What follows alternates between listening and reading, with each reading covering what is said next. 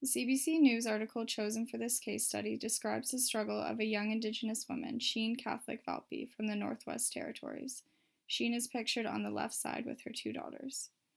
Sheen is fighting for the rights to use traditional Chippewayan accents in her daughter's legal birth name.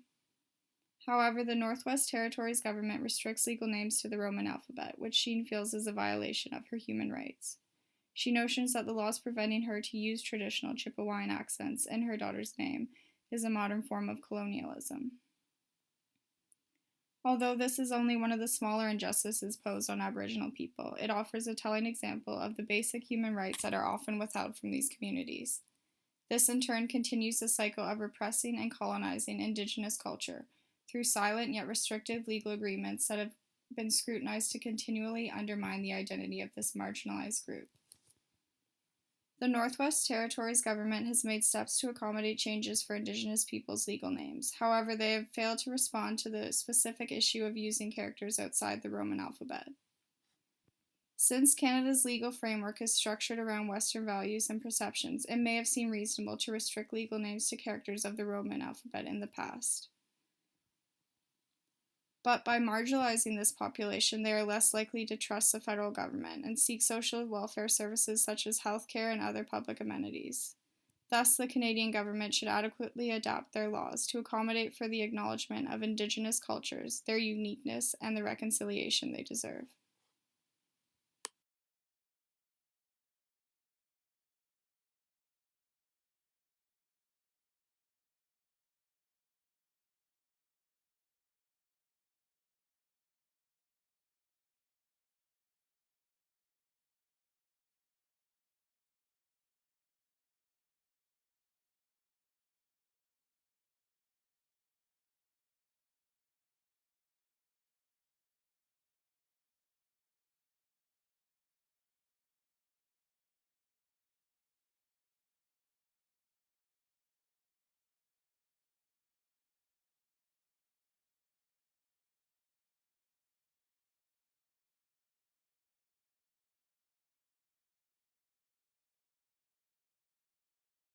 In the top right corner, I put a quote by Cheryl Partridge, who defines the purpose of residential schools in her analysis on the intergenerational impact they had on Aboriginal people as institutionalized assimilation by stripping Aboriginal people of their language, culture, and connection with family. The results for many have included a lifestyle of uncertain identity and the adoption of self abusive behaviors, often associated with alcohol and violence, reflect a pattern of coping sometimes referred to in First Nations as the residential school syndrome.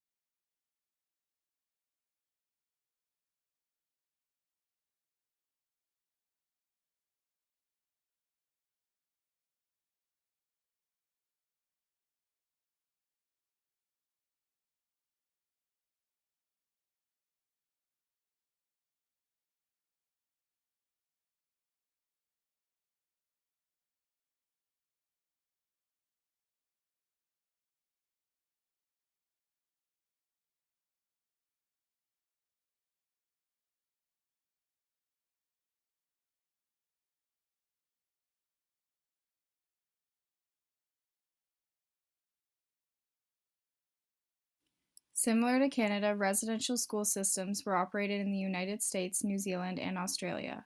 In both Australia and New Zealand, this was operated through the use of corporal punishment strictly against Aboriginal children who spoke their culture's language. Institutionalized cultural assimilation was justified in these nations by ideologies related to manifest destiny. Manifest destiny was a philosophy held by European colonists that essentially believed Aboriginal cultures were savage and uncivilized because they were not familiar with European values such as Christianity, science, and rule of law. The photograph featured in the bottom left corner was used in the United States to demonstrate the before and after results of residential schools. It embodies the mentality of manifest destiny, to kill the Indian and save the man.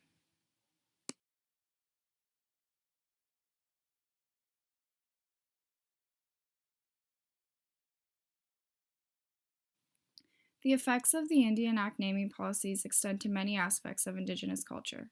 Traditional Indigenous names were uniquely curated in a symbolic process that connected individuals to their characteristics, purpose, ancestors, and land.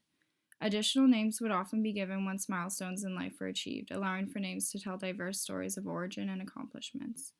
However, the Indian agents who recorded the names of people living on reserves found Indigenous naming practices too complex and difficult.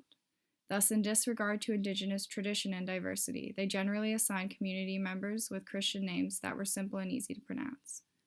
With the growing movement of reclamation of Indigenous traditional names, there have been likewise accomplishments in reclaiming Indigenous place names. Just a little bit about the image that I featured here. The other paintings I've put in the presentation are a lot more explicit depictions, which I think really speak for themselves, but I included this painting by Indigenous artist Norval Morrisseau because to me it really illustrates Indigenous ideologies of people's connectedness with the earth and nature, which offers communities a spiritual sense of belongingness to places.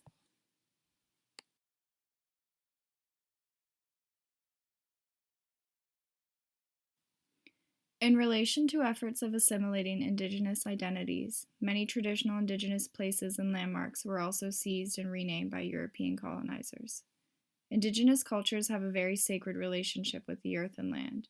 The traditional names of Indigenous places carry a lot of cultural significance and knowledge that has been passed on through generations. Place names are often regarded as story maps that link Indigenous peoples and their histories to places. For example, many Inuit cultures were generally travelers.